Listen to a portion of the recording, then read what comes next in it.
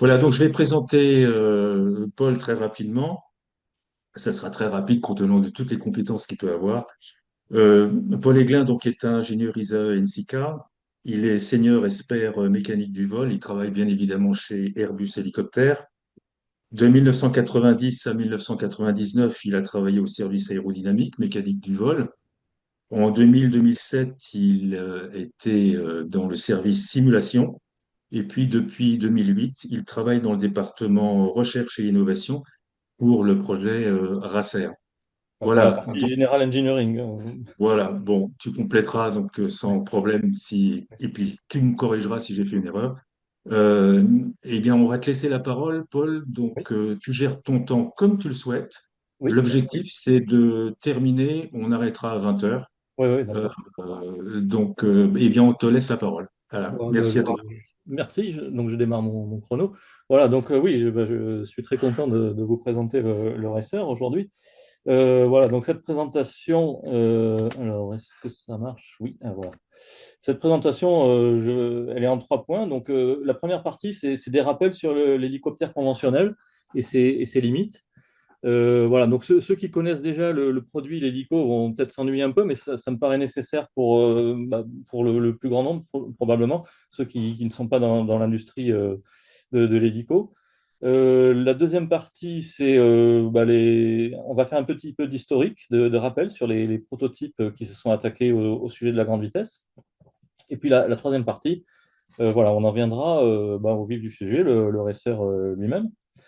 Donc, sur cette première partie, donc sur le rappel de l'hélicoptère conventionnel, on va parler d'abord des limites en vitesse, des limites du rotor, ce qui fait donc qui va limiter la vitesse, et puis après juste 2 planches sur la mécanique du vol et le pilotage de l'hélico. Donc, si on regarde un peu l'histoire de l'hélico, on voit que la vitesse, bon, au début, bien sûr, l'hélico est arrivé dans les années 40, donc c'était des machines très lentes, avec peu de motorisation, des moteurs à piston. En 55 sont arrivés les moteurs à turbine. Mais après, très vite, on a convergé sur une asymptote, ce qui fait que les machines série se limitent à 160 nœuds en général en vitesse maximale et 140 nœuds en vitesse de croisière best range. Il y a eu des records qui ont dépassé les 200 nœuds. Mais c'était à chaque fois des prototypes qui n'ont jamais vraiment eu d'application en série. Et cette limitation, donc, elle ne vient pas d'un problème de puissance, hein. On peut mettre 10 moteurs si on veut, ça ne change rien. C'est une limite du comportement aérodynamique du rotor. Donc, d'où vient cette limite? Voilà, donc là, on est sur le problème donc, du nombre de Mach sur la pale avançante. Donc on va dire les hélicos le rotor est piloté à régime constant, hein. Le pilote modifie la portance par modification du pas. Bon, on va dire que c'est constant aujourd'hui avec la régulation numérique, on sait faire des petites variations.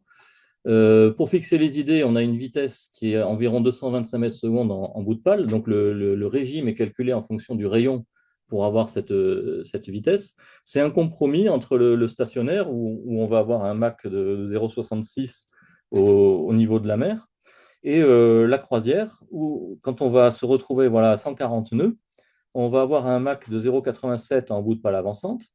Sur la pale reculante, les vitesses se soustraient.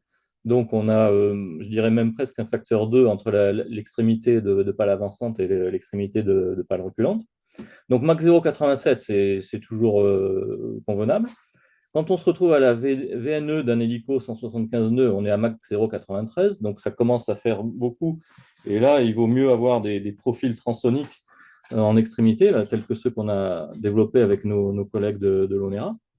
Et bien sûr, si on veut maintenir ce régime sur l'objectif de racer qui est à 220 nœuds, ben, on va taquiner Mach 1 en extrémité de pale, ce qui est pas viable. Alors, j'entends dire beaucoup de choses sur Mach 1 au bout de pale avançante. Il y en a même qui vont jusqu'à dire que la pale se détruit.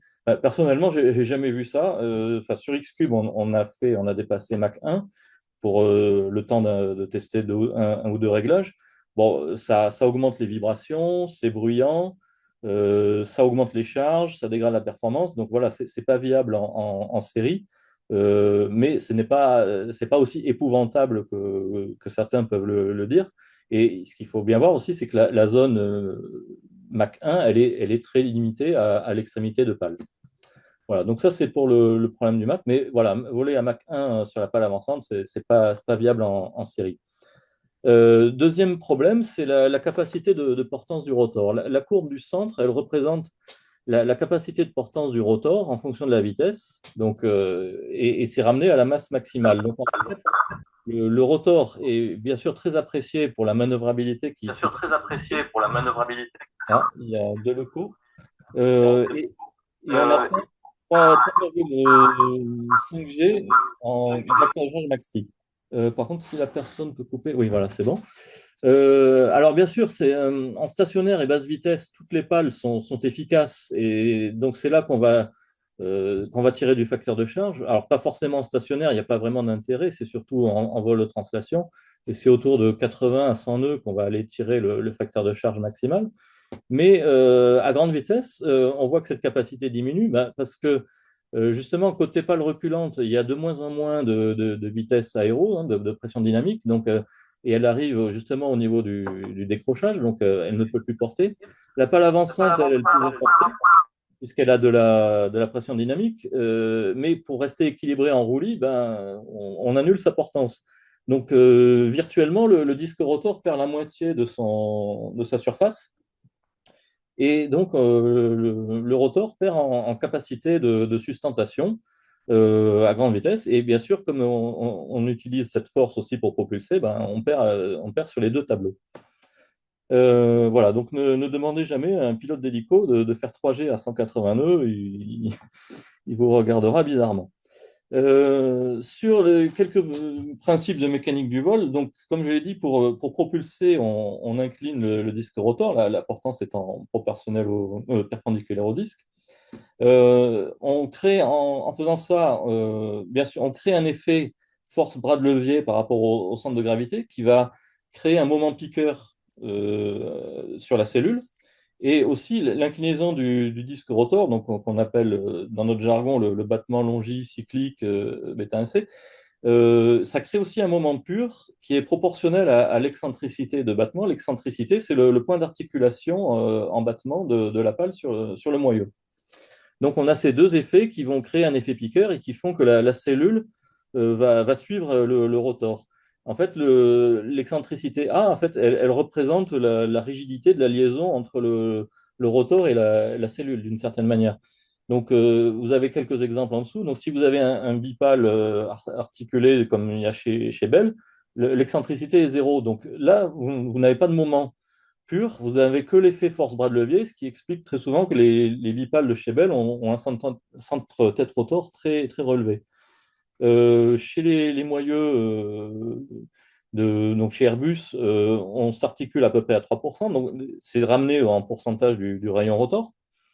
Quand on est en moyeu rigide, ça passe à 6%, ce qui donne une puissance de commande très, très élevée. Et puis alors, Sikorsky, dernièrement, a sorti le contrat rotatif rigide, on reviendra dessus. Eux, ils sont sur une excentricité de 30%, ce qui est énorme. En fait, c'est plus une hélice avec encastré sur le moyeu que réellement un rotor articulé. Voilà. Donc ensuite, comment on obtient cette inclinaison du disque rotor? Bien, le pilote a à sa disposition donc la commande de collectif qui lui permet d'augmenter la portance et la commande de cyclique qui fait le contrôle en roulis-tangage, justement, en inclinant le rotor en roulis et tangage. Donc, et il faut tenir compte de la réponse du rotor qui est retardée de 90 degrés en battement par rapport au pas. Donc, pour lever la pale arrière, bah, il faut mettre du pas cyclique sur la pale reculante, et pour baisser la pale avant, il faut retirer ce pas. Donc c'est ça qui fait que la pale va se retrouver en position reculante avec une somme de pas collectifs et pas de cyclique énorme qui va potentiellement l'amener au décrochage à grande vitesse. Et bien sûr, donc le rotor refuse de s'incliner davantage et on plafonne voilà, sur sa capacité de propulsion. Et au contraire, côté avançant, bah, le pas cyclique se déduit du collectif Et c'est comme ça que, comme je disais tout à l'heure, finalement, on vient annuler la portance côté avançant. Donc, pour résumer nos problèmes, problème numéro un, c'est le nombre de Mach sur la pale avançante. Et là, bah, tout le monde est d'accord. La seule solution, c'est de réduire le régime du rotor. Donc ça, c'est le pilote automatique qui se charge de calculer le nombre de Mach sur la pale avançante et qui va ensuite envoyer la consigne au calculateur moteur. Et deuxième problème, donc le décrochage sur le secteur reculant. Bah, là, il n'y a pas d'autre choix que d'amener justement un complément en portance et propulsion, donc la formule combinée voilà, qu'on vous présente ce soir. Et bien sûr, quand on réduit le régime rotor, ben, on ne fait qu'aggraver en plus le problème du secteur reculant. Donc, on a encore plus besoin de seconder le rotor. On en vient à la deuxième partie. Donc, on n'est pas les premiers voilà, à s'intéresser à la grande vitesse. Ça a commencé même dans les années 60 avec des prototypes. Alors, cette partie, elle n'est pas forcément exhaustive. Il manque certainement des machines. Je ne prétends pas vous présenter des performances garanties au nœud près. L'idée, c'est surtout de voir un peu les tenants et aboutissants des différentes formules et voir les problèmes auxquels ils ont été confrontés et qui finalement bah, bénéficie à toute la communauté et dont on a tiré parti sur Xcube et sur Racer.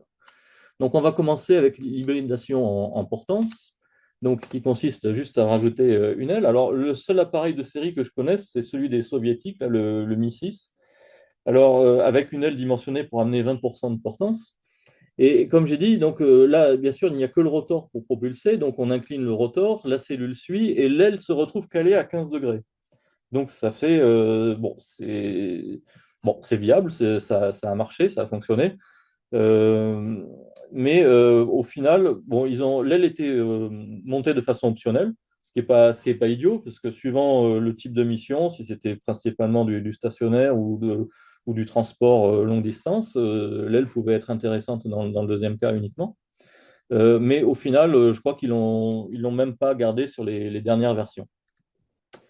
Voilà, c'est le seul appareil de série. Tout le reste, après, ce ne sont que des prototypes expérimentaux.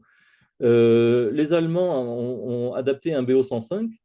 Ils ont fait 200 nœuds sans aile, donc ça, et 218 nœuds en descente avec l'aile. Donc j'ai envie de dire que le gain en performance vient plus des réductions de traînée appliquées sur la cellule, où on voit qu'ils ont soigné le raccordement fuselage, poutre de queue, ils ont caréné la tête rotor que vraiment l'aile. En fait, pour que l'aile fasse gagner en vitesse, bah, il faut qu'elle ait une meilleure finesse que le rotor. Et ça c'est pas forcément évident. Parce qu'on est obligé de mettre des ailes de faible allongement, de faible envergure, si on ne veut pas qu'elles déportent trop en stationnaire. Et au final, dans les gammes de vitesse où on va, le rotor est pas forcément mauvais en finesse. Voilà, donc voilà, l'aile, il faut qu'elle apporte vraiment quelque chose de ce point de vue-là. Euh, alors là, c'est un appareil de chez nous. Alors il y a peut-être ce soir des anciens qui sont connectés, qui connaissent même cette machine mieux que moi. Voilà, moi j'ai connu donc Daniel Semioli, qui était ingénieur navigant sur cette machine et qui était aussi l'ingénieur navigant du X-Cube. Alors eux, alors ce qui l'a surtout marqué, c'est qu'ils ont connu un décrochage dissymétrique lors d'une manœuvre à cabré pour décélérer. Décrochage dissymétrique, et la machine est partie quasiment en tonneau. Et bien sûr, son premier réflexe quand il a rejoint le X-Cube, ça a été de me demander la polaire soufflerie de l'aile du X-Cube. Il voulait voir les marges qu'il avait. Mais en fait, bon, on verra plus tard, cette précaution était devenue inutile. Voilà, mais sinon, je crois que le gain le plus remarquable, c'était en manœuvrabilité, puisque comme j'ai dit, le rotor perd en capacité de portance à grande vitesse, alors que l'aile, au contraire, ne fait que gagner. Donc ils ont ils l'ont bien vérifié. Et puis le gain en vitesse est plus mitigé. Et puis le gros problème, c'était la difficulté à entrer en autorotation, puisque l'aile prenait une part trop importante de portance en descente et le rotor n'arrivait plus à passer en autorotation puisque sa capacité à générer de la puissance est directement proportionnel à la portance qu'il génère. Donc si on le prive de portance, il ne peut plus passer en autorotation. Voilà, donc il y a eu des tentatives hein, pour améliorer ça, des aérofreins, des ailerons, mais voilà. Donc après, l'essai s'est arrêté là. Chez les Américains, Bell a transformé un prototype, enfin une machine UH1B. Euh, de ce que j'ai pu lire dans le rapport, en fait, j'ai l'impression que leur gain de vitesse, donc ils ne publient pas forcément de VH. J'ai juste regardé sur les polaires. J'ai l'impression que le gain vient plus de la réduction de traînée, puisque là aussi, ils ont enlevé la barre de stabilisatrice, ils ont enlevé les coupe-câbles et les marchepieds. Donc, pour moi, le gain vient plus du gain de la réduction de traînée que de l'apport de l'aile. Ce qui est intéressant, c'est de voir les difficultés qu'ils ont eues. En fait, ils ont eu pas mal de difficultés. Ils avaient de l'instabilité en tangage et une tendance à l'autocabrage, puisque l'aile finalement était en position trop avant. Ils ont eu des oscillations en roulis, donc ils ne sont pas allés, je dirais, aussi loin que la Gazelle, qui avait fait un tonneau. Mais voilà, ils avaient des décrochages alternés de l'aile gauche, aile droite, qui créaient des oscillations en roulis épouvantables. Donc, et pareil, même constat que la Gazelle, autorotation impossible. Donc, ils ont résolu ça alors pour l'autocabrage en mettant de la flèche sur l'aile pour reculer le centre de poussée. Parce qu'une fois que l'aile est installée sur les points de fixation sur le fuselage, c'est difficile de reprendre sa position. Donc le seul moyen, c'est de mettre de la flèche. Et puis, ils ont mis un système, ils ont complexifié le système, puisque le calage de l'aile était asservi sur le collectif. Donc, ce qui fait que, voilà, pour la descente en autorotation, quand on baisse le collectif, ça baissait le calage de l'aile et l'autorotation redevenait possible. Autre prototype, c'était le Chinook, sur lequel ils ont rajouté aussi une aile. Alors là, l'objectif, c'était vraiment le gain en manœuvrabilité plus que de la vitesse. Pour éviter la pénalité de la déportance en stationnaire, ils avaient basculé l'aile à 85 degrés en stationnaire et puis après, ils la remettaient à plat pour la croisière.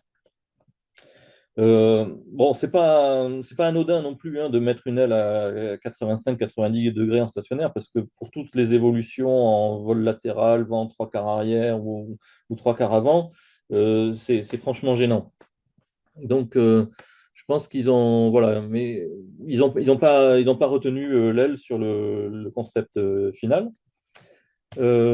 Sikorsky a aussi testé. Alors, Sikorsky, c'est un avion, c'est un hélico de combat. Donc, c'est vrai que sur ces machines, l'aile sert à la fois sert d'emport.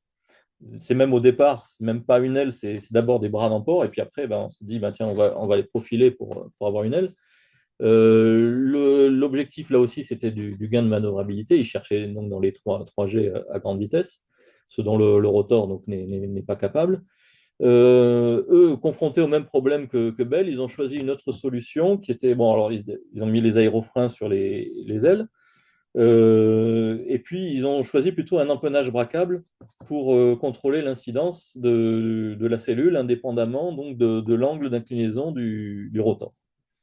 Voilà, mais là aussi, ils sont obligés de rajouter des commandes qui n'étaient pas prévues au départ.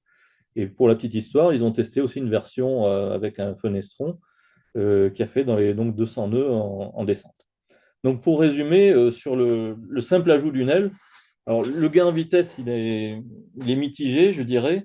Et sur les prototypes qu'on voit, les gains en vitesse viennent surtout de la réduction de traînée. Par contre, le gain en manœuvrabilité, là, il est clairement établi. Euh, Très souvent, les constructeurs ont renoncé à cause du poids de l'aile et de la déportance en stationnaire. La machine n'étant pas surmotorisée, hein, ils gardaient juste le moteur d'origine. Et la mise au point, voilà, c'est avéré quand même assez délicate, avec toujours le risque du décrochage, le risque aussi de dégrader la performance de l'aile, puisque finalement, on ne maîtrise pas l'incidence de la cellule en fonction du centrage, de la vitesse, de l'altitude. Finalement, on ne peut pas garantir que l'aile sera sur son incidence optimale. Et puis, il faut rajouter des systèmes. Voilà, il faut mettre soit l'aile bracable, soit l'empennage bracable.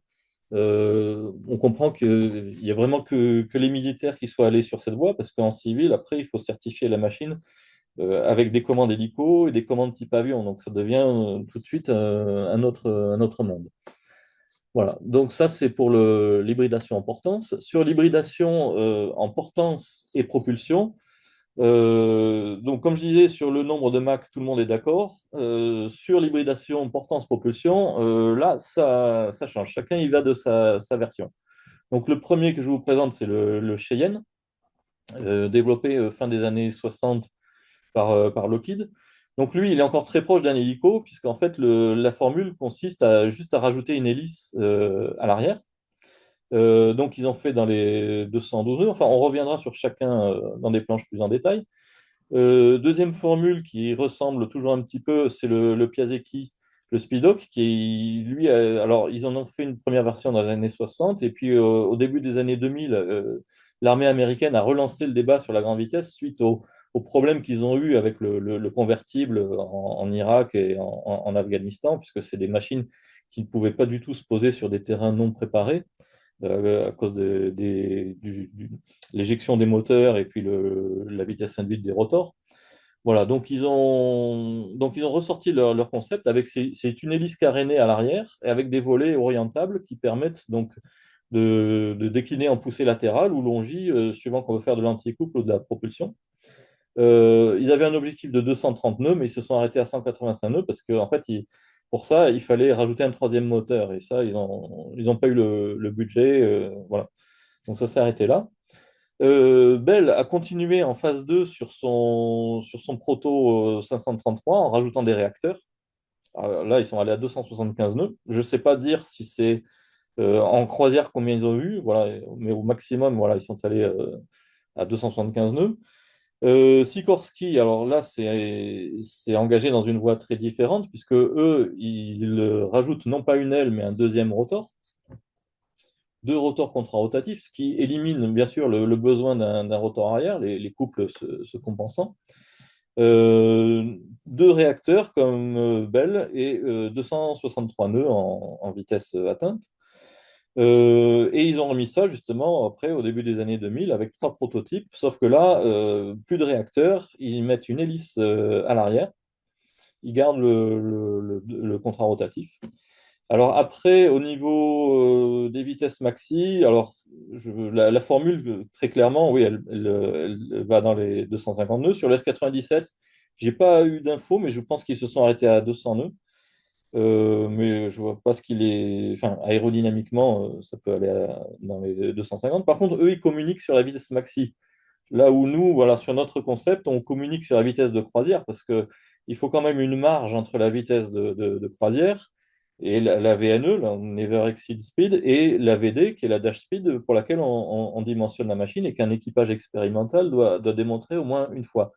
Voilà, c'est pas une question de record de vitesse, c'est une question de démontrer les marges de stabilité du rotor par rapport à la vitesse de croisière. Donc nous, voilà, quand on fait 220 nœuds, quand on vise 220 nœuds, on sait que le rotor, on n'ira certainement pas à 260 en croisière, mais voilà, on est content parce qu'on sait que le rotor a des marges de sécurité importantes sur la vitesse de croisière qu'on s'est fixée.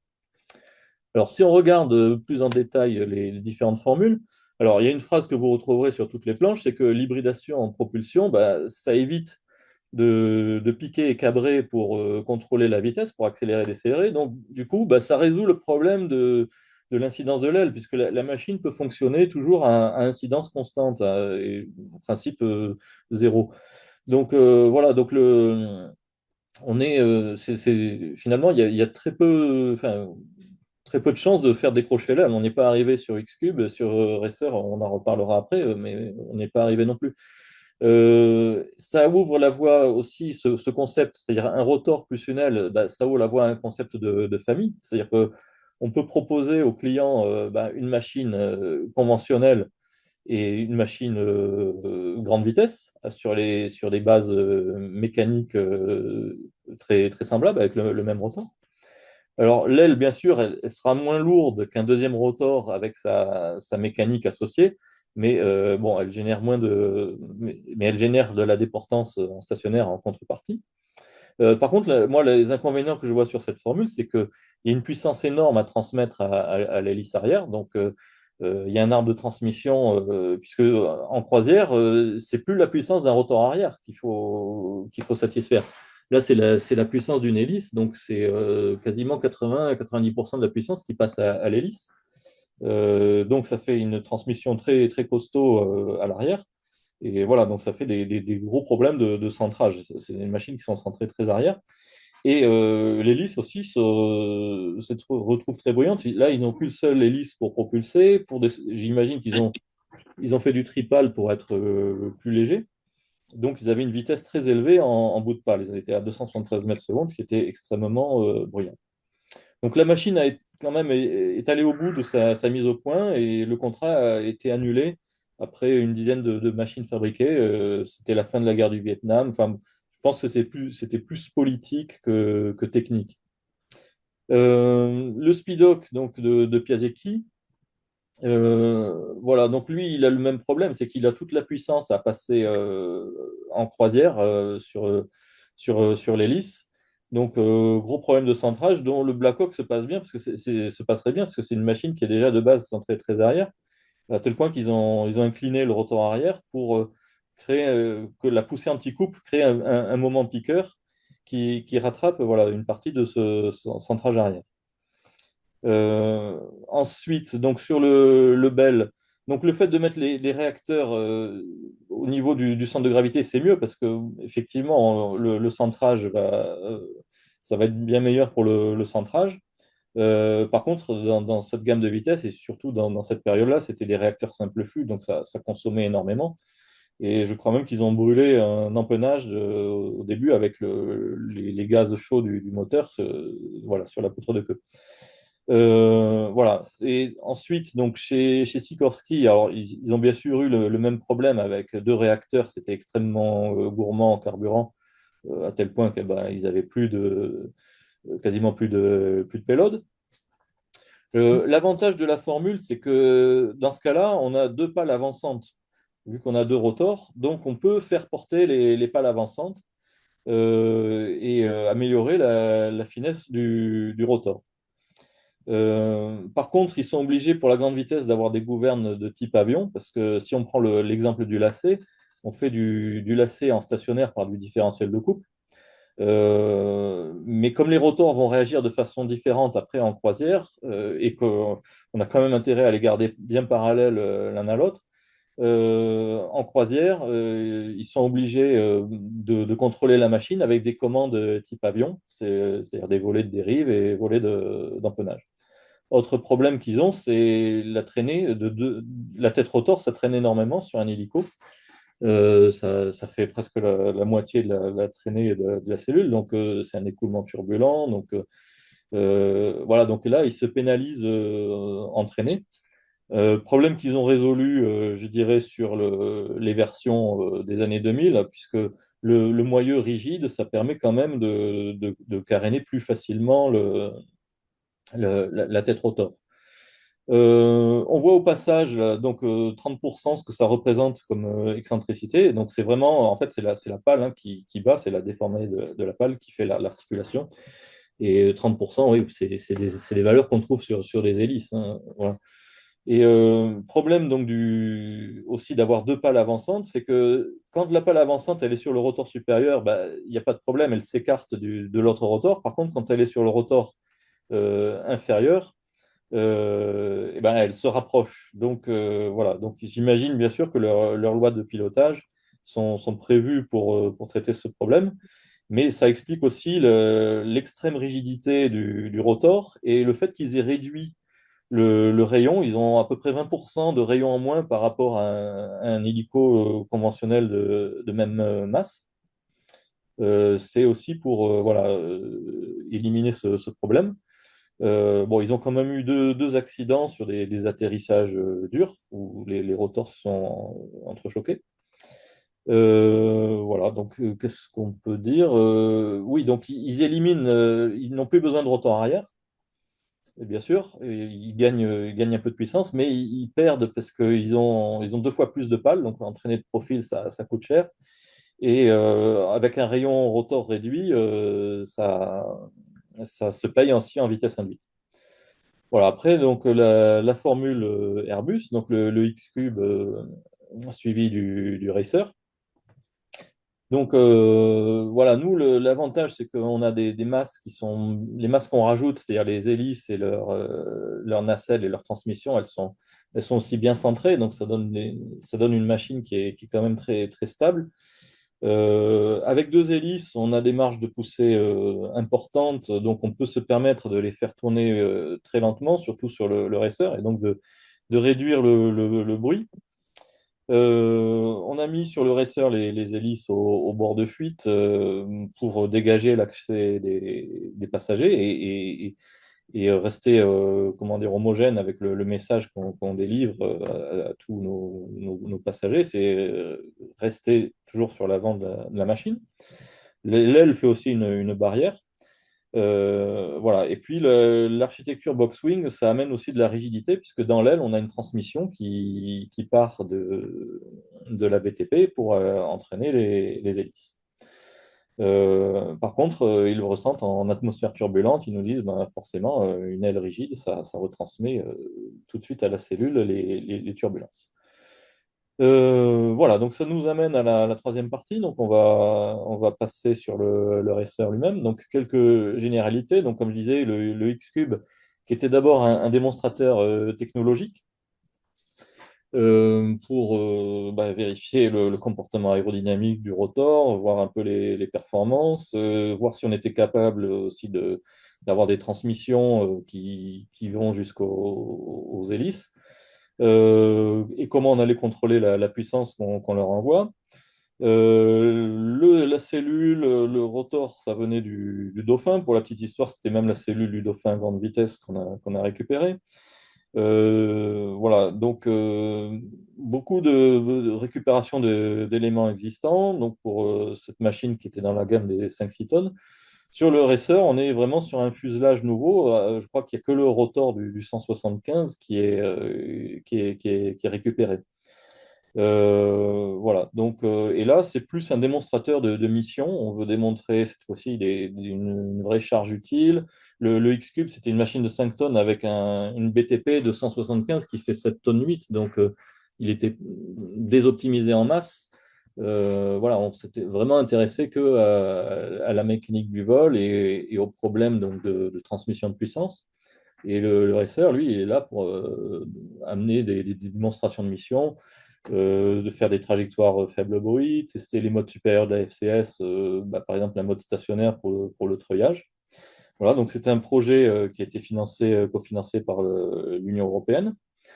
L'architecture, donc comme je le disais, on nous demande souvent si on a quatre moteurs. Non, on a deux moteurs comme sur les machines de notre gamme moyen et lourd qui sont connectés à la BTP, qui elle-même voilà, va distribuer la puissance vers le rotor principal et sur les deux sorties latérales pour les hélices.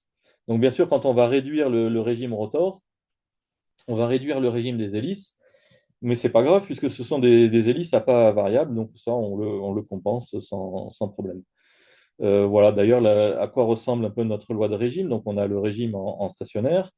On a une zone de vitesse intermédiaire où on peut faire de l'acoustique en réduisant le régime. On peut remonter le régime en altitude par rapport pour compenser la densité de l'air.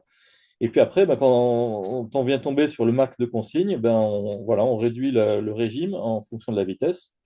Et ça nous amène sur voilà, une plage de variation de 15%, ce qui est quand même largement supérieur à ce qu'on fait sur les conventionnels. Peut-être quelques mots vite fait sur le programme Clean Sky 2, donc de l'Union européenne, donc qui a bien sûr pour ambition de proposer des machines décarbonées, enfin, avec des émissions réduites, émissions de gaz, émissions sonores, améliorer aussi le service aux citoyens européens.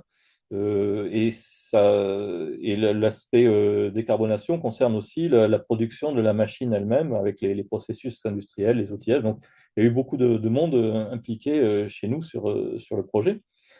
À quoi ça sert d'aller vite? Ben, le racer, dans l'objectif Clean Sky 2, C'est pour des missions de type parapublic, transport de passagers, mission de search and rescue, donc mission de sauvetage, et EMS, donc évacuation médicale et sanitaire. Donc un exemple pour le médical. Le gouvernement français veut mettre chaque citoyen à moins de 30 minutes d'un urgentiste en hélico. Donc, si on s'amuse à dessiner une carte avec une machine qui vole à 130 nœuds, ça veut dire qu'il nous faut une vingtaine de bases. Bon, c'est un dessin qui n'engage que moi, hein. Je ne suis pas à la sécurité civile. Mais pour donner, voilà, c'est pour fixer les idées. On voit avec une machine qui vole à 220 nœuds, on a besoin plus que de 6 bases. Donc ça, voilà, ça parle aux clients. Ou par exemple les gardes-côtes, ils ont besoin de moins de bases réparties sur la côte. Avec trois bases, par exemple, on pourrait faire toute la côte atlantique, Manche, mer du Nord. Voilà, donc ça c'est un exemple. Le projet lui-même a mobilisé 40 partenaires sur 13 pays de l'Union. Bon, cette planche, voilà, moi, elle présente un peu les différents composants, mais donc elle montre ce qui se voit. Elle montre pas ce qui se voit. Donc j'ai rajouté une planche, voilà, sur nos collègues qui font des calculs, donc ce qui ne se voit, qui ne se voit pas sur la machine. Donc on s'est appuyé sur l'expertise de l'ONERA DLR comme partenaire principal. Donc, qui nous a bien aidé sur le design de l'aile, les hélices, sur les ensembles arrière, sur les évaluations acoustiques et plus dernièrement sur le vol latéral, et également des universités et instituts de recherche en Europe, en Allemagne, en Hollande, et puis Altran aussi, qui nous a développé des outils de calcul d'entrée d'air moteur. Là, on a une comparaison entre le racer et le X-Cube à isodiamètre rotor. Voilà, donc on voit donc le X-Cube, c'était le rotor Dauphin, donc rayon 6 mètres 30. Le Racer, c'est le rotor 175, rayon 7 mètres 40. Donc effectivement, ce n'est pas les mêmes diamètres. Donc c'est pour donner un peu les idées enfin c'est pour montrer ce qu'on a modifié. Donc on voit que le fuselage du Racer est plus fin. Donc ça, c'était notre gros objectif, c'était la réduction de traînée sur le Racer. Donc fuselage plus fin, tête rotor carénée. Sur l'aile, comme je l'ai dit, c'est la box wing. Ce qu'on voit, c'est qu'on l'a reculé, l'aile. Donc, pour améliorer la stabilité de la machine. Et puis, donc l'aile supérieure supporte la transmission et l'aile inférieure, on vient loger le train d'atterrissage dans l'aile inférieure, ce qui permet de gagner en place dans la cabine et de mettre plus de carburant, par exemple. Et puis, elle offre aussi moins de prises pour la déportance en stationnaire, moins de prises à la vitesse induite. Donc ça aussi, on a observé des gains significatifs. Les hélices qui étaient au bord d'attaque sont passées au bord de fuite. Donc, comme je l'ai dit, ça libère l'accès pour pilotes et passagers sur l'avant. Et on a aussi changé le sens de rotation, hein, sur le conseil de l'ONERA pour bénéficier du vortex de Boudel et gagner énormément en rendement. On a des rendements d'hélice qui dépassent les 90% sur cette machine. Chose qui est rarissime sur une hélice simple. Normalement, il faut aller chercher des hélices contrarotatives pour atteindre de telles valeurs. L'empennage, ben, comme on a reculé l'aile, on voit qu'on a un empennage plus petit, un empennage horizontal nettement plus petit. Donc ça, c'est chaque fois qu'on peut gagner ne serait-ce qu'un gramme à l'arrière, avec tout le bras de levier et l'impact sur le centrage que ça a, c'est bienvenu. Les commandes de vol, on est passé sur une architecture dont on va parler plus en détail, avec des cerveaux-commandes non linéaires spécifiques. Voilà, on a des volets d'ailes qui cette fois-ci sont pilotés par FCS. Ils étaient fixes sur le X-Cube, et puis un pilote automatique qui est dérivé de la famille Helionyx d'Airbus, sur lequel on est en train de développer des modes supérieurs qui sont adaptés et qui tirent parti de ce degré de liberté supplémentaire qu'offre la propulsion. Voilà, au niveau de la traînée, les améliorations qu'on a pu faire, donc sur le X-Cube, très clairement, dans la configuration record de vitesse, la rehausse de cheminée, ça a été très, très bénéfique. Et on a bien sûr reconduit l'idée. Le carénage de tête rotor est par contre beaucoup plus compact sur le racer. Et il a aussi l'avantage de laisser les amortisseurs de traînée à l'air libre, donc, parce que c'est un amortisseur, ça chauffe, donc ça permet d'évacuer les calories, donc c'est plutôt bénéfique. On a traqué vraiment le moindre détail, hein. Par exemple, ici, on voit une étude faite par l'ONERA qui mettait en évidence des décollements à la jonction empennage horizontal, dérive verticale. Et en fait, en changeant l'angle des dérives, on a éliminé ce décollement, phénomène qu'on a aussi retrouvé en soufflerie avec les visualisations. Donc voilà, donc on est allé, on a fait vraiment le maximum, et même aujourd'hui, on continue sur les vols, on continue à améliorer les choses. Sur les nacelles aussi, sur le X-Cube, on avait des gros radiateurs qui étaient voilà, saillants. Là, maintenant, tout est intégré. On a des nacelles qui sont vraiment très, très, très belles. Voilà. Très profilées. Les trains rentrants, bah, on a les trappes qui ferment, ce qui n'est pas forcément le cas sur les hélicos. Il peut y avoir des trains rentrants sur les hélicos. C'est déjà le cas sur NH, Super Puma, mais en général, ils sont rarement fermés. Donc là, ils sont fermés. Et au final, on a divisé par deux la traînée parasite de la machine par rapport à un hélico de même masse. Et en termes de consommation kilométrique, ben, à la VBR, on est équivalent à un hélico de la gamme 4-5 tonnes. Donc voilà, ce qui est quand même assez remarquable, parce que voler plus vite en émettant moins de CO2, c'était quand même pas gagné d'avance, quoi. C'était pas intuitif, je dirais. Mais voilà, donc on a mis le paquet sur ce sujet, et ça a payé. Sur donc les commandes, la contrôlabilité de la machine, euh, on est en commande de vol mécanique, donc c'est un choix projet, hein. On aurait pu être en commande de vol électrique. Bon, ça, c'est un démonstrateur recherche, donc effectivement la question se posait. Bon, c'est pas, enfin, c'est pas, il ne m'appartient pas de discuter le choix. Après, ça ne présage pas de ce que sera un passage à la série. Mais voilà, comme la machine est très stable, très saine, au final, la machine se pilote. Ils ont ouvert quasiment tout le domaine de vol sans AFCS, sans stabilisation. Donc, au niveau du rotor principal, ça reste classique, donc collectif et cyclique relié à trois servocommandes qui font donc les trois mouvements enfin, du plateau cyclique. Et pour les hélices, on a donc des servocommandes dans les nacelles qui sont reliées à des ganabis. Et il y a un bouton justement qui apparaît maintenant sur la poignée de collectif qui est le contrôle de propulsion. Donc, si on regarde ça de façon schématique, donc pour le rotor principal, rien ne change.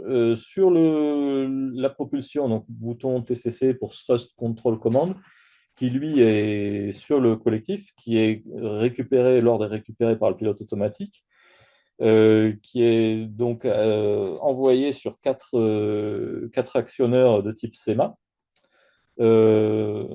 et qui va ensuite se relier à un combinateur avec le lacet. Donc là, on fait de la propulsion, et avec le lacet, avec le pédalier, on fait du différentiel, et donc après, l'ordre va aux hélices. Je dirais même que finalement, c'est des DVE sur la propulsion et du mécanique sur le lacet, d'une certaine manière, on pourrait dire ça. Sur les volets, ben, eux, ils sont contrôlés par la FCS. C'est des commandes lentes pour optimiser l'équilibre. C'est important pour nous de bien garder les commandes primaires sur les parties tournantes, sur les rotors et hélices, parce que l'idée pour nous est quand même de rester sur une certif de type hélico quand on ira en série sur ce concept. Voilà. Sur l'empennage, bien sûr, les dérives reprennent l'anticouple en croisière, et puis l'empennage horizontal, c'est plutôt pour compenser les différentes combinaisons de centrage qu'on a en fonction des missions. Voilà. Donc, sur la commande des hélices, donc là, par exemple, on a un diagramme avec le pas de l'hélice gauche en abscisse, le pas de l'hélice droite en ordonnée. Donc, on fait de la propulsion quand on se promène sur la diagonale, parallèlement à la diagonale, et du différentiel quand on fait du lacet voilà, sur l'orthogonale à la diagonale. En stationnaire, on a bien sûr une forte dissymétrie pour faire l'anticouple. La gauche pousse, la droite tire en arrière. Et on va recentrer, réégaliser tout ça ensuite en croisière quand c'est les dérives qui font tout l'anticouple. Ça marchait très bien puisque, alors, en stationnaire, puisqu'on avait calculé le réglage pour donner un fournisseur pour la partie hydraulique et puis MT Propeller pour la partie mécanique, qui était donc notre fournisseur d'hélices également, puisque les fournisseurs en aviation générale, ils fournissent à la fois l'hélice et son système de commande. Donc, on les a un petit peu fournir cette architecture nouvelle. Voilà, mais bon, ils ont été très, très, très motivés, très intéressés par le sujet. Bien sûr, on les a torturés pendant des mois, hein, ces servocommandes, pour affronter les températures qu'il peut y avoir dans les nacelles dues à la dissipation de puissance. Pour affronter, on a même mis du sable, on les a bombardés de sable pour simuler une atmosphère voilà, polluée, sablonneuse. Bon, voilà, ça a duré des mois et on était une fois content du résultat. Voilà, on a pu partir en vol avec. Voilà, là, on en vient ben, aux équilibres de la machine. Donc, en stationnaire, comme je disais, on a l'hélice gauche qui va pousser en avant compte tenu du sens de rotation du rotor pour contrer le couple rotor. Donc, l'hélice gauche pousse en avant, l'hélice droite en arrière. Donc là, on est dans un schéma qu'on appelle donc 50-50, c'est-à-dire chaque hélice fournit en valeur absolue la même poussée. Donc, on a un couple pur. Et la machine peut donc s'équilibrer à plat puisqu'il n'y a pas de propulsion résiduelle. Le mât rotor, contrairement aux hélicos conventionnels, il est vertical sur cette machine. D'habitude, il est pré-incliné pour fournir de la propulsion sans avoir à trop solliciter le battement, l'angle de battement rotor. Là, sur le racer, ben, ce besoin n'existe plus, donc on a mis le mât rotor vertical, donc on peut faire le stationnaire ben, à plat dans cette configuration. Au passage, on note aussi une petite contribution de la poutre de queue.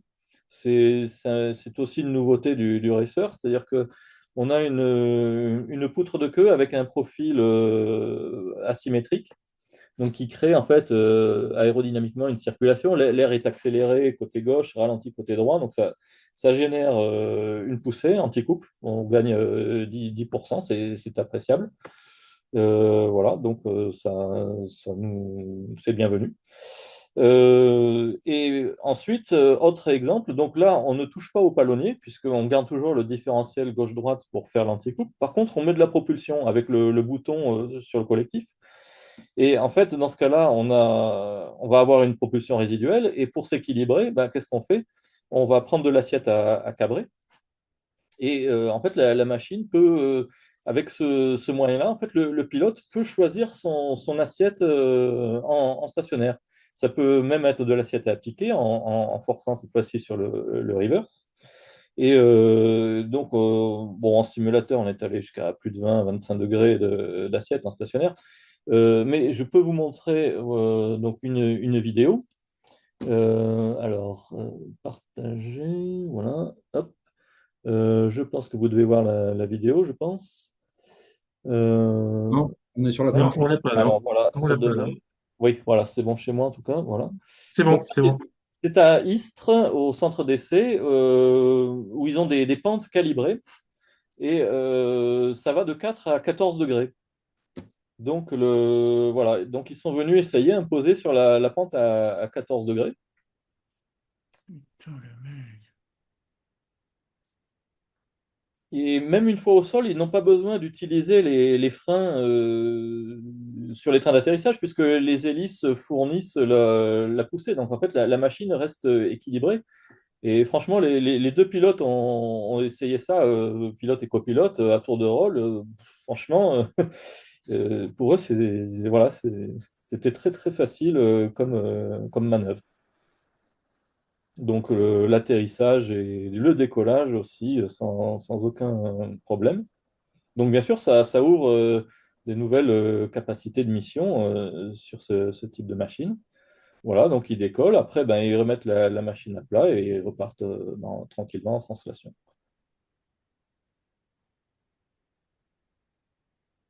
Voilà. Alors, la première fois qu'on a montré cette vidéo à nos collègues de Donna Overt, ils nous ont dit que ils nous ont demandé si c'était pas un fake news. Mais non, non, la vidéo n'est absolument pas truquée et c'est tout à fait réel. Voilà. Donc, je reviens à la présentation. Voilà, partager. Hop, j'y suis. Je pense que c'est bon pour vous. C'est bon, c'est bon. Voilà. Donc voilà, une capacité à choisir l'assiette en stationnaire qui est vraiment unique sur ce concept.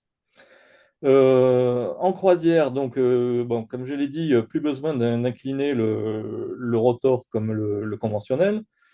Donc l'aile prend à peu près 40 à 50% de portance. Pas besoin non plus de faire déporter l'empennage pour contrebalancer le moment piqueur. Donc, ben, on gagne facilement 300 kg de déportance, hein. Ça peut atteindre à grande vitesse, ça va vite. Voilà, donc c'est bon, l'équilibre se fait sans problème, hein, naturellement, pour le pilote. Au niveau des puissances, ben, les hélices vont prendre à peu près 80% de la puissance en croisière. Le rotor, il ne consomme plus que 15 à 30% de sa plage de puissance possible.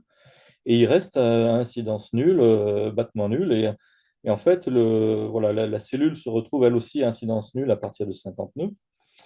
Et là, vous avez un exemple, un enregistrement donc, de vol du racer. En fait, ce qu'on voit, c'est que alors, le début, ça ressemble donc n'importe quel à ce que connaissent les pilotes d'hélico, c'est-à-dire que n'importe quel pilote d'hélico va être très à l'aise en stationnaire sur cette machine. Il retrouve exactement ses habitudes et ses réflexes de pilotage, c'est-à-dire qu'on part en translation. Ben, dans un premier temps, on réduit le collectif. Sauf que ensuite, normalement sur le conventionnel, on remonte le collectif et on remonte aussi le cyclique. On va de plus en plus appliquer sur le cyclique pour aller plus vite, alors que là, on voit que le collectif reste constant. Donc en fait, le pilote, au-dessus de 40-50 nœuds, il ne s'occupe plus du collectif.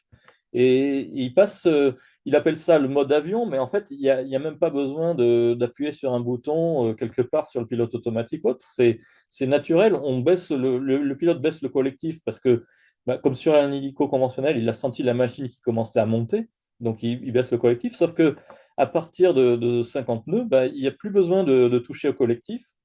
On voit le couple rotor qui descend voilà, jusqu'à 30%. On a testé, même sur le racer, entre 10 et même 40%. Voilà, donc là, vous avez un exemple qui aurait, les autres valeurs auraient correspondu à une autre valeur de pas collectif. Mais voilà, donc au niveau pilotage, bah, il n'y a rien à faire. On oublie, il faut simplement oublier le collectif à partir de 40, 50 nœuds. Et ce qu'on voit aussi, c'est que en cyclique, bah, on a des marges confortables hein, par rapport à la plage de pas, alors qu'on a gardé un rotor de 175. Donc ça veut dire que on garde la même mécanique rotor que le conventionnel et les mêmes commandes de vol. On n'a pas besoin de faire une plage de pas augmentée, d'aller travailler sur les alvéoles du moyeu pour augmenter le débattement cyclique. Ça ne sert à rien. Voilà. Et puis après, bah là, on a la loi de régime rotor. Donc ça, c'était un vol, je pense, à basse altitude parce qu'on ne baisse pas énormément puisqu'on pourrait descendre quasiment jusqu'à 250 tours minute. Voilà, donc sur le contrôle des dérives, comme je disais, ce sont des actionneurs. Alors des actionneurs rotatifs parce qu'on a travaillé la traînée dans le détail. On ne voulait même pas de petites biellettes qui dépassent d'un actionneur en translation. Donc, les actionneurs sont tous à l'intérieur des ailes et des surfaces fixes pour activer les surfaces mobiles. Ça complique par contre l'installation parce que pour aller, le mécano, pour aller régler le zéro du volet, voilà, il faut insérer la clé. C'est bon, c'est un peu sportif, mais voilà, on s'en est sorti, ça marche. Et puis, gros point important pour la sécurité, c'est on a limité le débattement euh, de manière à ce que si jamais on a un volet et un actionnaire qui tombe en panne, qu'un volet part en butée, ben, la machine est toujours capable de tenir la VBR, donc la vitesse qui donne la distance maxi. Donc voilà, vous partez en mission au-dessus de la mer, vous savez que bah, vous pourrez toujours revenir, même si un actionnaire de volet tombe en panne. Un exemple, voilà, donc au niveau de la poussée des hélices, donc la courbe de gauche et la courbe de droite, la puissance. Donc la poussée, la gauche, voilà, comme je disais, on est en poussée positive, ça diminue dans un premier temps, puisque c'est l'anticouple en fait qui diminue. Les deux poussées des hélices se réduisent en valeur absolue. Et puis après, ça réaugmente et ça s'égalise grâce justement au volet de dérive. Voilà, ça à noter que c'est pas évident de mesurer la poussée d'une hélice. Mesurer la puissance, ça, c'est les couples mètres sur arme, on sait faire depuis longtemps. Là, on a instrumenté spécialement le système qui relie les nacelles aux longes rondelles pour être capable de mesurer la traction des hélices. Et c'est comme ça que je peux vous dire on a atteint des rendements supérieurs à 90% en croisière sur les hélices grâce au sens de rotation voilà, contrarotatif que nous avaient chaudement recommandé nos collègues de l'ONERA.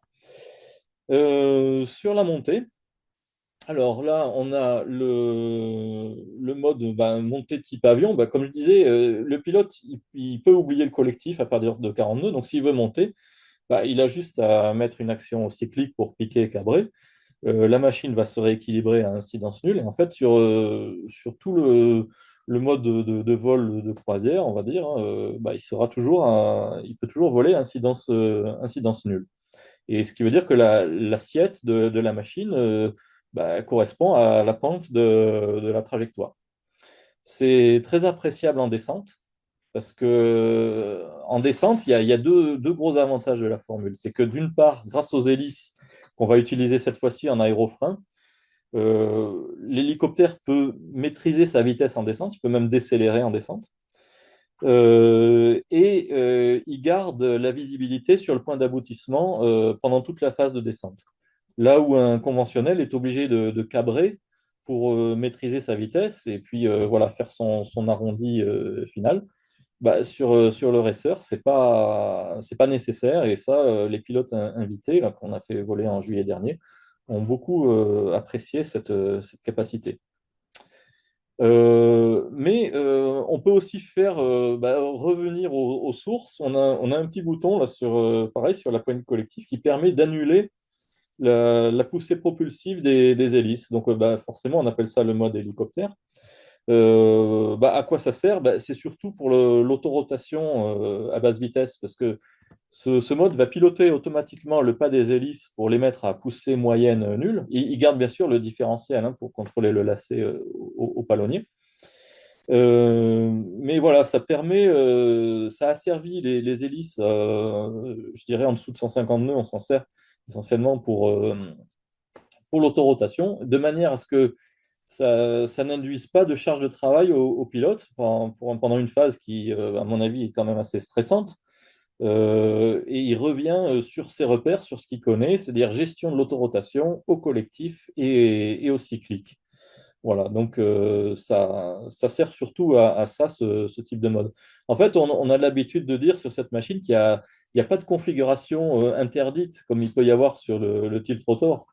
Il y a des configurations inutiles, mais voilà, il n'y a pas de configuration interdite ou dangereuse finalement sur ce concept, et c'est vraiment le gros avantage.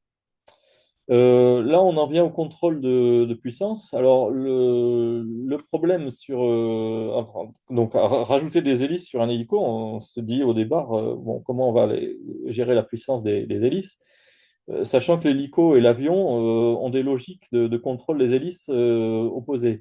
Dans les deux cas, on maintient le régime constant, mais de façon différente. Sur hélico, le pilote en fait a accès au pas des hélices, donc, du rotor, pardon, ce qui fait des appels de puissance, et c'est le moteur qui s'adapte avec son calculateur là, qui pilote le débit carburant pour maintenir le régime constant. Donc on aligne le moteur sur la puissance demandée par le rotor. Sur l'avion, c'est une logique inverse. Le pilote choisit la puissance développée par le moteur et on ajuste le pas des hélices pour maintenir le régime constant. Donc, on voit bien que ces deux logiques ne sont pas compatibles sur une même machine, puisque On va avoir deux algorithmes qui vont chercher à gérer le NR, donc c'est pas possible, elles vont rentrer en conflit. Donc, bien sûr, nous, sur le racer, comme je l'ai dit, on reste très attaché à notre. On est un hélico, enfin, ou un gyrodine plus exactement, mais on reste dans une logique hélicoptère. Le calculateur moteur reste de type hélicoptère, donc c'est lui qui a la priorité pour gérer le régime moteur. Et on a simplement développé une fonction qui va simuler le fonctionnement d'un avion, mais pas du tout en jouant sur le NR, en cherchant à maintenir le NR. On a des couples mètres et estimateurs de puissance là, sur les arbres des hélices.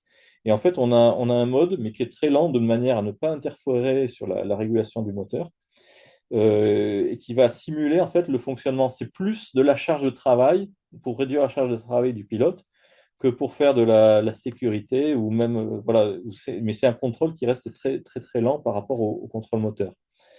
En fait, ça va se traduire finalement de la manière suivante. On a deux familles de fonctions en fait, dans la gestion de puissance.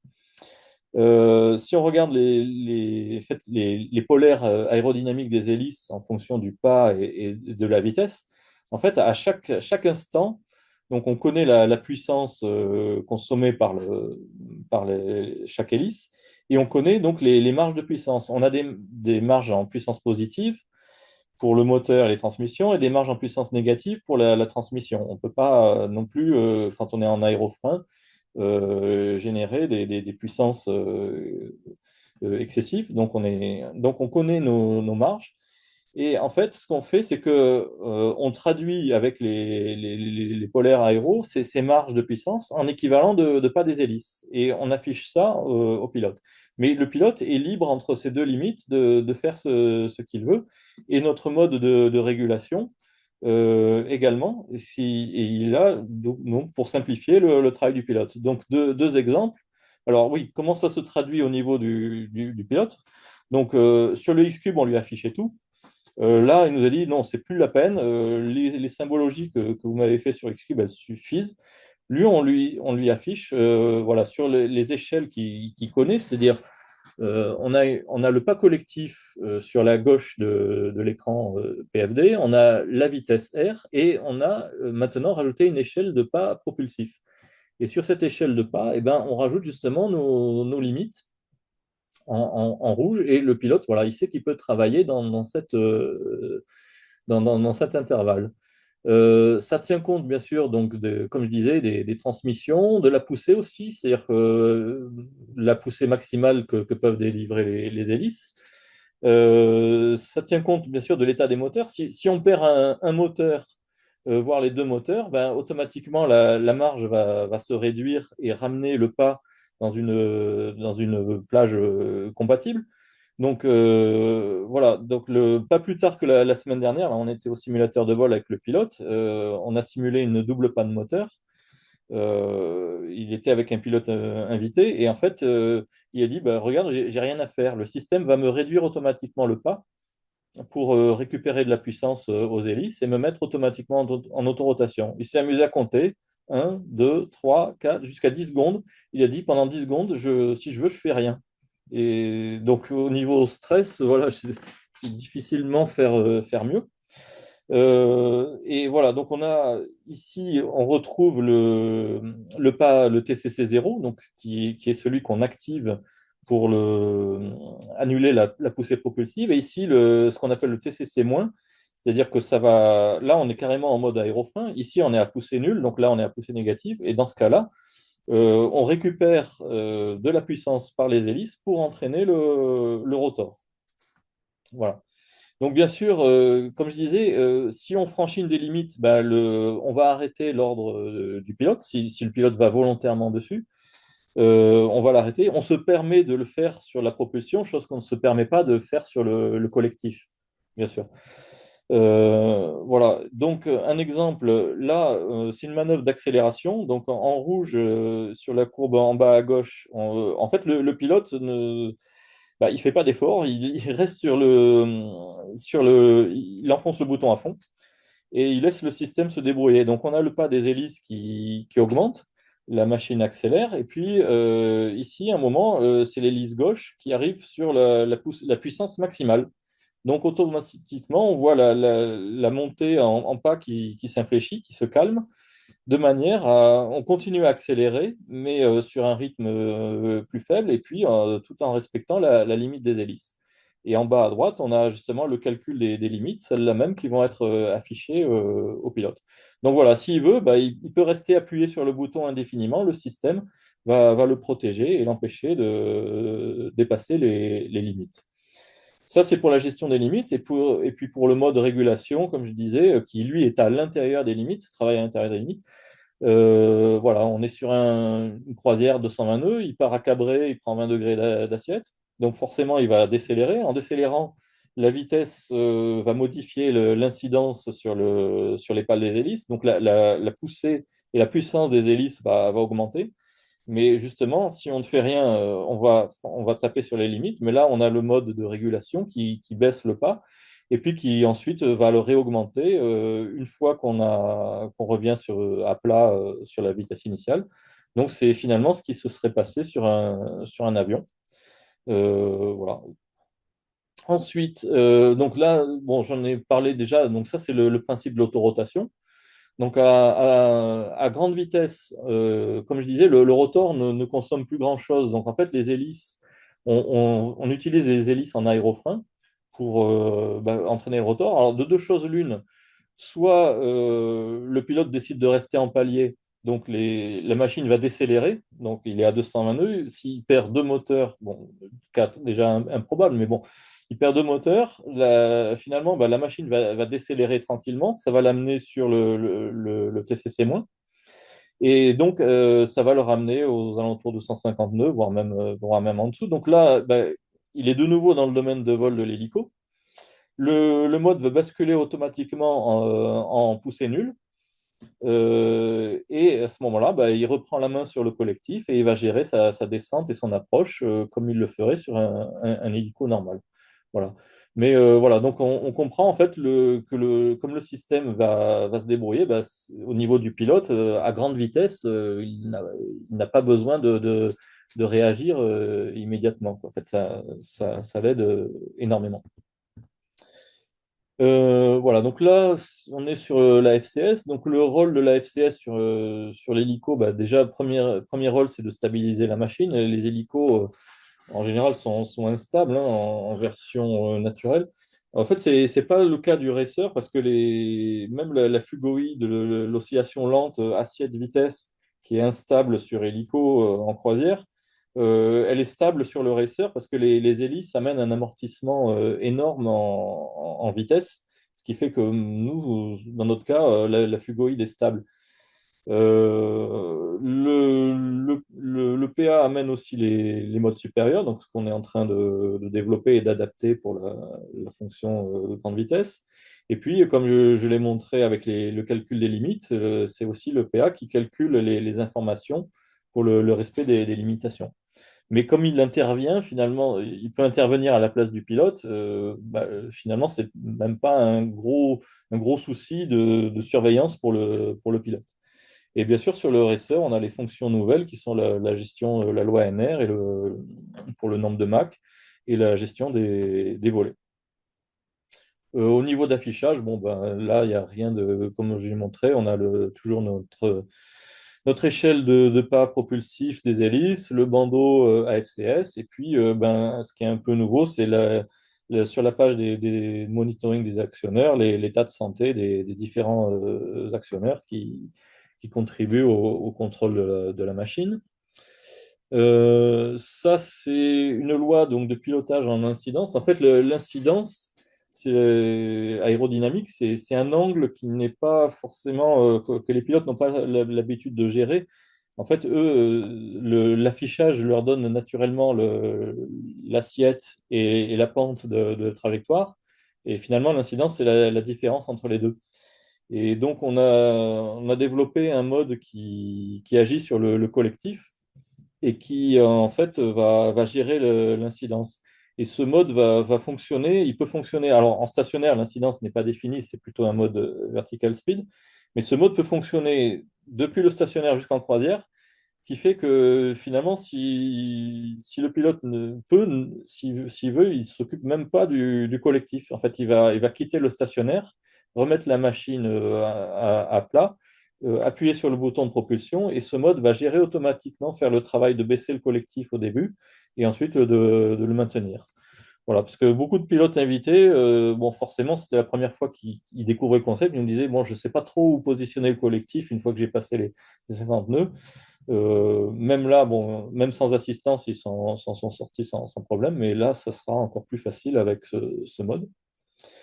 Un mode supérieur pour le stationnaire, donc comme je disais, qui va aider, tenir compte de la propulsion et justement gérer l'assiette en stationnaire. Donc le pilote continue à biper ses références de vitesse longie et latérale. Et puis avec la propulsion, en fait, on enverra une précommande directement sur le tangage de manière à ce que la machine, en fait, il va modifier sa propulsion, modifier son assiette.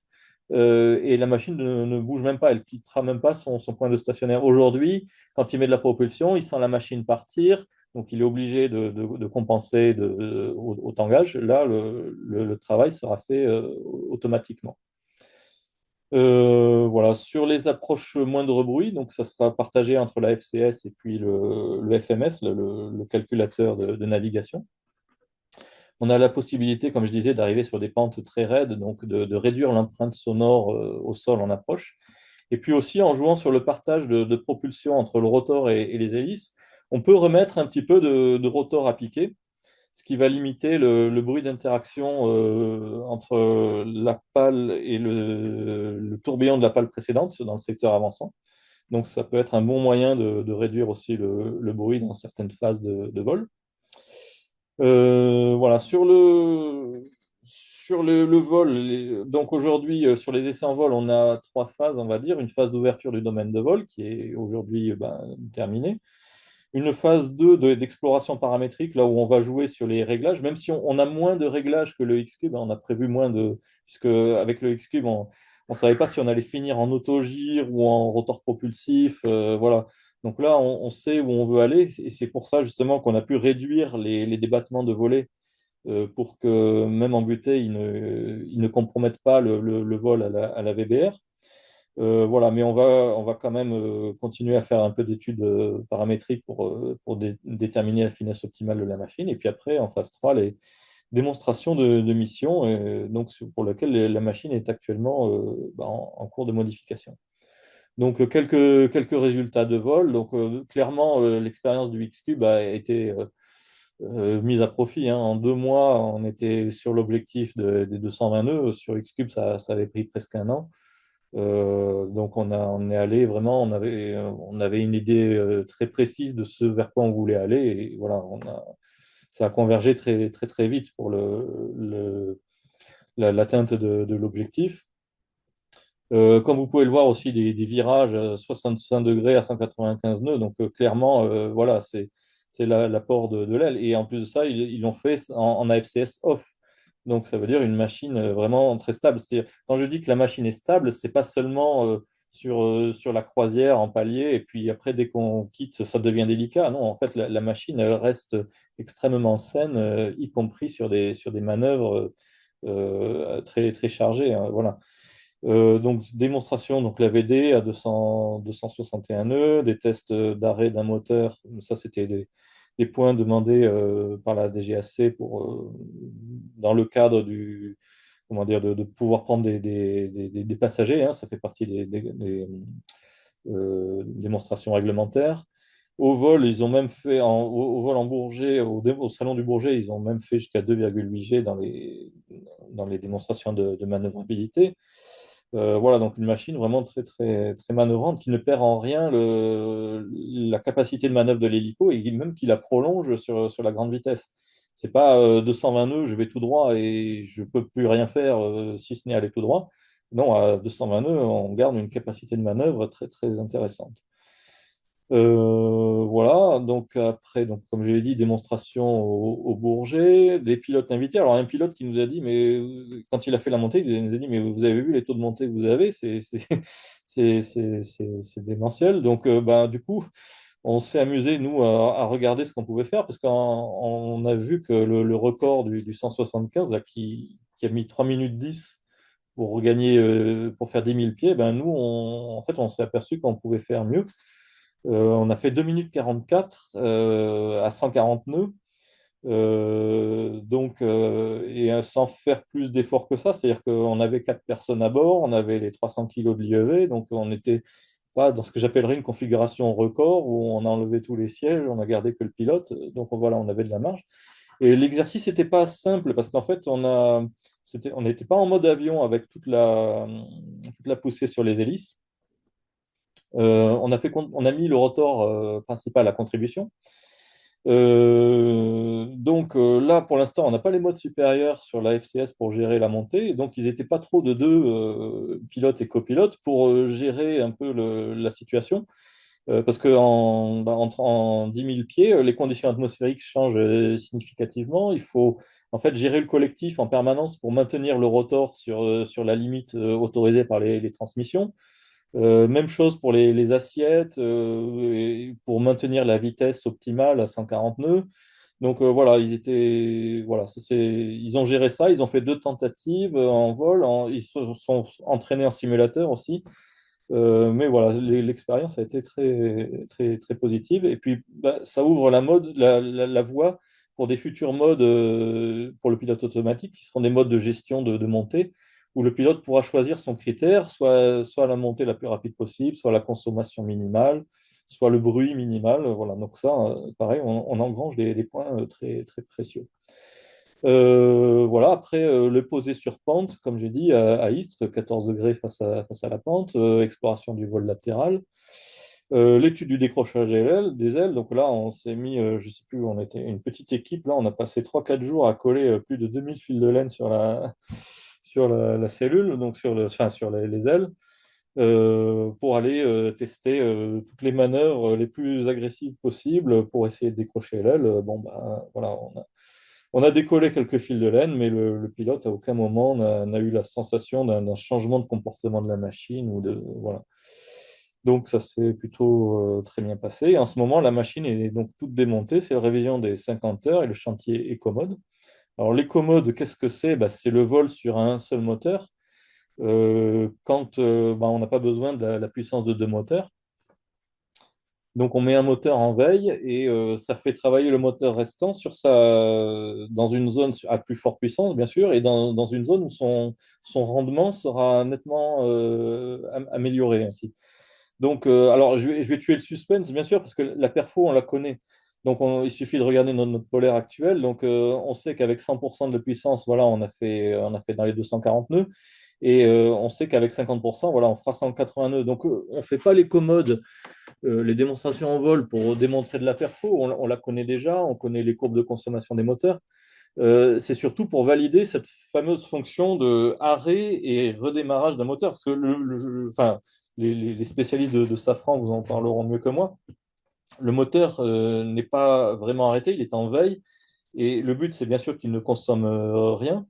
Mais voilà, surtout, l'important, c'est le redémarrage beaucoup plus rapide qu'un démarrage classique, qui permet donc de récupérer la puissance, soit en cas de panne du moteur opérationnel, soit quand on va redécélérer, qu'on va revenir en stationnaire, où là, on a besoin des 2 moteurs. Voilà, donc ça, c'est ce qui nous attend en 2026. Et puis, ben, un exemple justement d'application de l'écommode. Donc, par exemple, sur une mission Search and Rescue en mer, donc on va partir à 220 nœuds sur 2 moteurs, donc pour aller le plus vite possible sur zone. Déjà, rien que là, on réduit de 20% la consommation par rapport au conventionnel. Arrivé sur la zone de recherche, on réduit la vitesse, et là, on peut passer sur un seul moteur et gagner 30% de conso, ou alors étendre la zone voilà, de 30%. Et sur le retour, une fois qu'on a récupéré les personnes et stabilisé éventuellement les malades ou les blessés, voilà, là, ben, on peut revenir aussi à 180 nœuds. Donc, on gagne 15% sur le bimoteur, et donc à plus 22%, donc 37% sur le conventionnel. Donc, voilà, des gains très importants, tout en faisant une mission beaucoup plus rapide que le conventionnel. Voilà, donc j'en ai terminé, j'en viens à la conclusion. Ben, donc nous, les messages qu'on souhaite faire passer, c'est que voilà, l'hybridation en portance et en propulsion, c'est vraiment le seul moyen de garantir une vitesse de croisière exploitable, voilà, au-dessus de 180 nœuds pour la série. Sinon, on fait des machines à record, mais ça ne va pas plus loin. En déchargeant le rotor et notamment la pale reculante, bah, l'hybridation permet de maîtriser la stabilité du rotor, son niveau de contrainte. Et voilà, on sait qu'on a des marges par rapport à notre vitesse objectif, on a des marges confortables qui garantissent la sécurité du vol. Le fait d'être hybridé en propulsion, ça permet de voler à incidence constante. Ça simplifie au maximum la problématique du fonctionnement de l'aile. Si on met des volets, c'est pas pour lutter contre le décrochage. C'est vraiment pour optimiser le partage de portance et faire travailler le rotor sur sa finesse optimale. C'est pas pour de la sécurité. Voilà, et enfin, les hélices, donc elles peuvent fonctionner aussi en aérofrein, ça c'est un point très apprécié, et avec un rendement bien meilleur que des réacteurs dans la plage de vitesse qu'on vise. Et puis ben, la réutilisation du rotor, des ensembles mécaniques, des commandes de vol, les servocommandes, tout est commun avec l'hélicoptère conventionnel. La BTP, c'est des modules d'entrée et de sortie, donc elle n'est pas si différente que ça de la BTP du conventionnel. Donc on peut développer un concept de famille. Et puis les retours positifs qu'on a eu, que ce soit par les mesures en quantitatif ou les appréciations des pilotes, voilà, ça résulte des gains entraînés qu'on a obtenus, des capacités d'accélération, décélération offertes par les hélices. Les hélices, finalement, ce n'est pas que de la grande vitesse, c'est aussi beaucoup d'agilité en vitesse, des capacités d'accélération, décélération, voilà, qui sont inconnues sur hélico. Et puis la descente à vitesse contrôlée, sans perdre de vue sur le point d'aboutissement, voilà, à aucun moment, ça c'est très, très apprécié. On garde la maniabilité d'un hélico avec le moyeu sphériflex qui donne des réactions déjà très connues des pilotes d'hélico. Ils sont tout de suite à l'aise aux commandes de cette machine. On a un centrage enfin, qui résulte d'une répartition optimale des masses. Donc, on a une machine qui est très, très saine. Et puis bah, la simplicité de prise en main, hein. Il suffit en dessous de 40-50 nœuds, vous avez un hélico, vous pilotez comme vous avez l'habitude. Et puis au-dessus de 50 nœuds, la seule difficulté, c'est d'oublier simplement qu'il y a le collectif et on le laisse fixe. Voilà, bah, j'en ai terminé. J'ai presque monopolisé tout le créneau. Bah, voilà, merci beaucoup de votre attention. Et puis, si vous avez des questions et des remarques, ce sera très volontiers. Bien, merci beaucoup, Paul, pour cette excellente présentation, super, très, très intéressante. Alors, bien évidemment, il nous reste que peu de temps, Oui, mais on va prendre quelques questions. Alors, c'est sans doute un jeune là qui s'appelle Charlie, il pose des questions, mais je vais lui répondre. Donc personnellement, c'est concernant les stages, etc. Et puis l'information sur le niveau de formation des gens qui travaillent sur ce domaine-là. Mais on l'a dit tout à l'heure. Donc Paul, il est ingénieur ISAE NSICA. Euh, je, on va prendre trois, quatre questions. J'ai vu, alors il y a Jean-Jacques Offray qui oui. indiquait ne pas avoir compris en quoi l'ajout d'hélices permettait d'augmenter la vitesse qui permettent en fait d'augmenter la vitesse de l'hélico, permet de résoudre le problème en bout de pale. Alors, tu y as répondu déjà, mais je pense qu'il faut que tu le répètes parce que je pense que la réponse est assez rapide. Oui, alors effectivement, bah, les hélices fournissent la poussée propulsive, mais donc bah, pour voler à 220 nœuds, ce qui résout le problème du Mach, c'est le fait de ralentir le rotor. C'est pas le fait d'avoir les hélices. Effectivement, les hélices ne jouent en rien sur le Mach, hein. C'est le ralentissement du rotor qui fait ça. Et pour la pale reculante, comme on n'a plus besoin de mettre du pas cyclique justement sur la pale reculante, comme on l'a vu sur la planche, alors je reviens hop, C'était au début. ouais, non, c'était au milieu, pendant Milieu. c'était celle-ci. Oui, voilà. Le collectif reste à mi-course et le cyclique, c'est pareil, il bouge, on va plus en butée. Avant, sur un hélico, on va atteindre, je dirais, la butée de cyclique. Enfin, pour les points que j'ai vus, c'est plutôt sur la VNE, centrage arrière. Voilà, c'est sur ces points-là qui nous amènent en butée de cyclique. Là, on voit que on a des marges en cyclique et en collectif qui sont très importantes, qui mettent la pale reculante à l'abri du décrochage. Voilà, donc on n'a plus le phénomène de décrochage et c'est ça qui permet de. Donc les hélices permettent, les hélices et l'aile. L'aile, c'est surtout pour le pas collectif et les hélices pour le pas cyclique propulsif. On peut réduire le pas sur la pale reculante et éviter son décrochage. Alors, il y avait une autre question de François Bess. C'est les normes de certification déjà adaptées, sont-elles déjà adaptées pour ce type de machine ou faut-il les faire évoluer? Alors, nous, on veut rester sur la CS29, donc la norme hélico.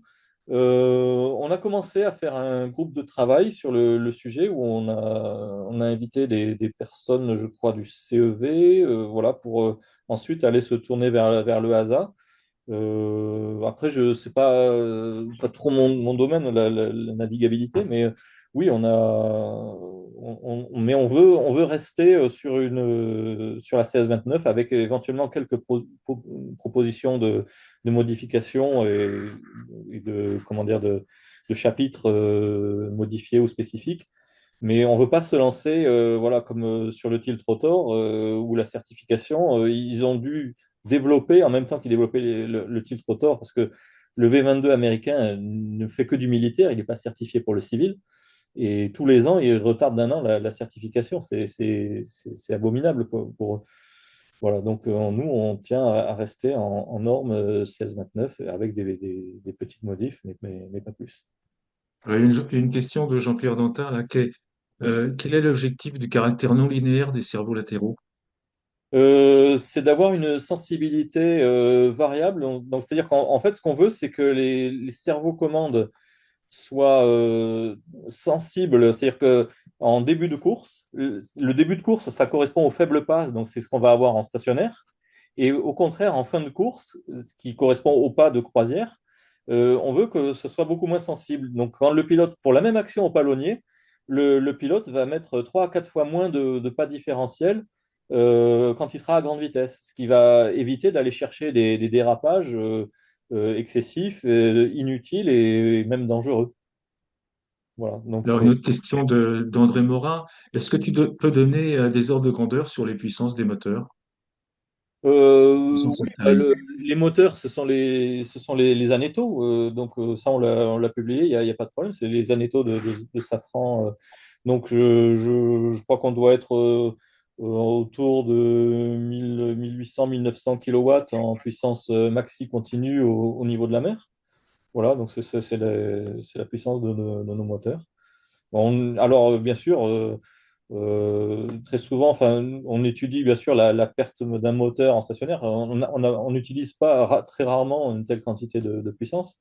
On couvre les cas de panne en stationnaire et puis après en croisière, on sait aussi qu'en altitude, voilà, les moteurs perdent en puissance. Voilà, mais on utilise rarement tout le potentiel.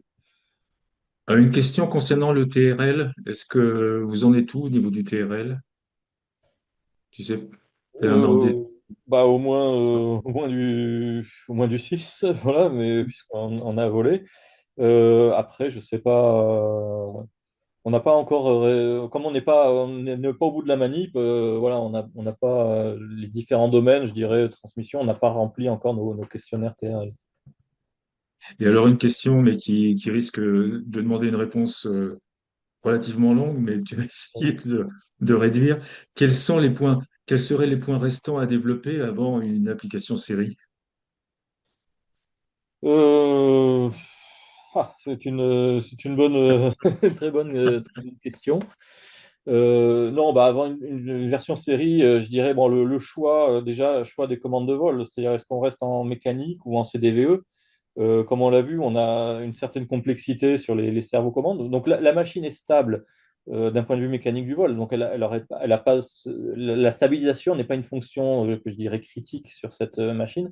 Par contre, on a vu la complexité introduite sur les servocommandes. Donc ça c'est pour, bah, sans être trop réducteur, c'est quelques lignes de code dans un software de CDVE. Voilà, donc on gagnerait, je dirais, en simplicité sur tous nos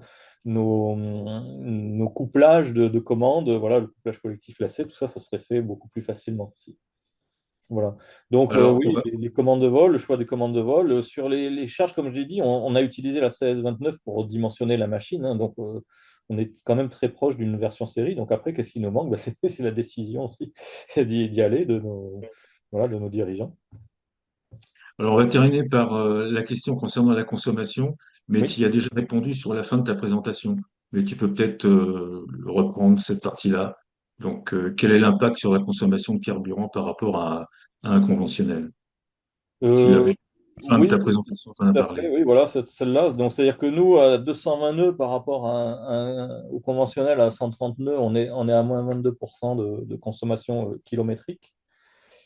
Donc ça, c'est en comparant 220 nœuds avec 130 nœuds. Si on compare 180 nœuds sur un seul moteur avec 130 nœuds, bah, on rajoute les deux, moins 15 et on est à moins 37%. Et sinon, voilà, sur la phase de recherche, alors ça, j'ai pas les chiffres pour le conventionnel, mais là, on gagne 30% en passant de bimoteur à monomoteur. Bon, merci Paul, on va s'arrêter là. Voilà, bah écoutez, on va terminer en te remerciant une nouvelle fois, Paul, et en félicitant, en fait, te félicitant, puis félicitant également toutes les personnes qui ont contribué à ce beau projet. Et puis Merci. merci également à Jamel, bah, qui a organisé la superbe visite là, à Airbus Hélicoptère à Duny tout au début du mois. Voilà.